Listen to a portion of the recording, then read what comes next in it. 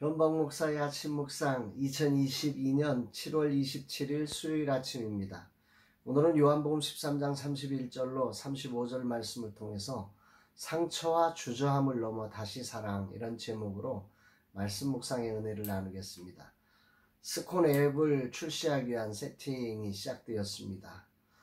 세팅을 하고 보니 여기저기 수정할 내용들이 발견되어서 베타 버전 출시가 또 약간 연기되게 됩니다. 한 번도 해보지 않은 일을 아마추어가 하면서 생기는 일입니다. 그래도 지금 세팅 과정에 발견되어 감사할 뿐입니다. 주님 인도하여 주옵소서 고백하게 됩니다. 어제는 라마나의 선교회 건물에서 개척을 준비하는 전사님과 세 번째 만남을 가졌습니다. 작성한 목회 계획서를 검토하면서 앞으로 어떻게 개척이 되어야 하는지를 함께 나누는 행복한 시간이었습니다.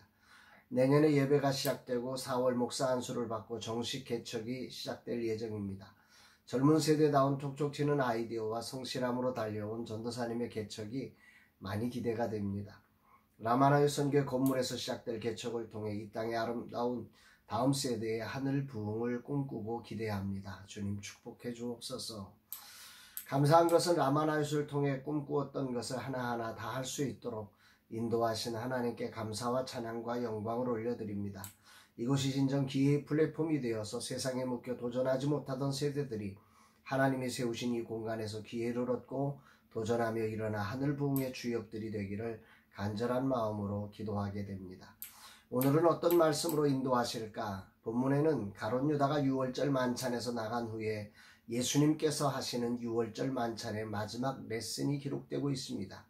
먼저 31절을 보면 그가 나간 후에 예수께서 이르시되 지금 인자가 영광을 받았고 하나님도 인자로 말미암아 영광을 받으셨도다.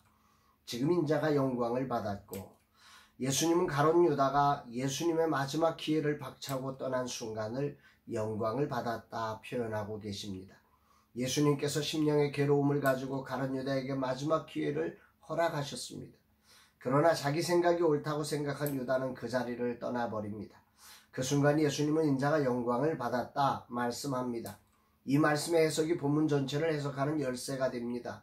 여기서 영광은 십자가라고 보면 옳습니다. 가룟 유다가 떠나 예수님을 팔아버리게 되므로 예수님은 십자가에 달려 죽으셔야 했던 것입니다. 그런데 예수님은 그 죽음, 십자가에 달리는 사건을 인자가 영광을 얻었다, 이렇게 표현하고 있는 것입니다. 오늘 아침 십자가 즉 죽음을 영광이라 고백하신 주님의 고백이 울림으로 들려집니다.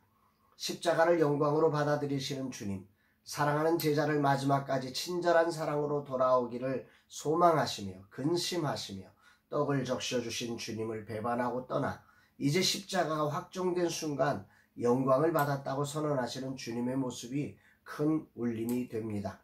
그리고 예수님은 마지막 레슨을 이렇게 전하십니다. 34, 35절 새 계명을 너희에게 주노니 서로 사랑하라. 내가 너희를 사랑한 것 같이 너희도 서로 사랑하라. 너희가 서로 사랑하면 이로써 모든 사람이 너희가 내 제자인 줄 알리라. 앞에서 제자의 배신으로 주어진 십자가를 영광으로 해석하며 받아들이고 마지막 레슨을 이렇게 하셨다는 것은 무엇을 의미하는 걸까요? 가룟 유다를 향해 예수님께서 마지막까지 사랑을 베푸셨다는 사실입니다. 배신하고 떠나는 순간마저 주님은 사랑으로 일관하셨기에 이런 메시지를 전하실 수 있었던 것입니다. 제자의 배신에 분노하여 미워하신 것이 아니라 안타까이 여기며 그로 인한 십자가를 영광으로 받으시면서 다른 제자들에게 유언처럼 내가 너희를 사랑한 것처럼 너희도 서로 사랑하라고 말씀하신 것입니다. 아멘입니다. 세상이 그리스도의 제자인지 아닌지를 인정하는 자리가 바로 이런 사랑이 실천될 때라고 주님은 당부하십니다. 배신하는 제자를 미워하고 분노하셨다면 이런 레슨을 제자들에게 주실 수가 없습니다. 오늘 주님은 내게 무엇을 말씀하시는가? 주의 일을 하면서 가장 큰 실족의 자리는 바로 배신의 자리입니다. 사랑의 배신은 약도 없습니다. 영혼을 섬기면서 이런 배신을 겪지 않는 사람은 없을 것입니다. 내가 이렇게까지 했는데. 오늘 예수님이 당부한 사랑은 이런 배신을 영광으로 알고 받으시며 그를 미워하지 않고 여전한 사랑으로 섬기는 사랑을 말하는 것입니다. 기대가 실망이 되고 사랑이 상처가 되어 돌아올 때 분노와 미움이 배가 되는 경우가 일반적인 경우 세상의 사랑입니다. 왜? 그만큼 사랑했으니까 말입니다. 사랑한 만큼 미움이 더해지는 것이고 기대한 만큼 실망이 커지는 것이 세상 사랑의 한계인 거죠. 그러나 주님이 부탁하신 내가 너희를 사랑한 것 같이 너희도 사랑하라고 하는 이 사랑은 사랑의 배신에도 불구하고 끝까지 하는 사랑을 표현하신 것입니다. 상처는 주저함을 만듭니다. 나는 사랑을 잘 표현하지 못하는 성품입니다. 그리고는 배신의 상처는 또 깊이 받는 스타일입니다. 내성적인 사람들이 대개가 그럴 것입니다. 표현은 잘 못하지만 사랑은 많이 주었기 때문입니다. 그렇게 가슴에 생긴 상처가 다시 사랑하기를 주저하게 만듭니다. 내게도 이런 부분이 많습니다. 이런 나에게 주님은 오늘 주님처럼 다시 사랑하는 자가 되라고 말씀하십니다.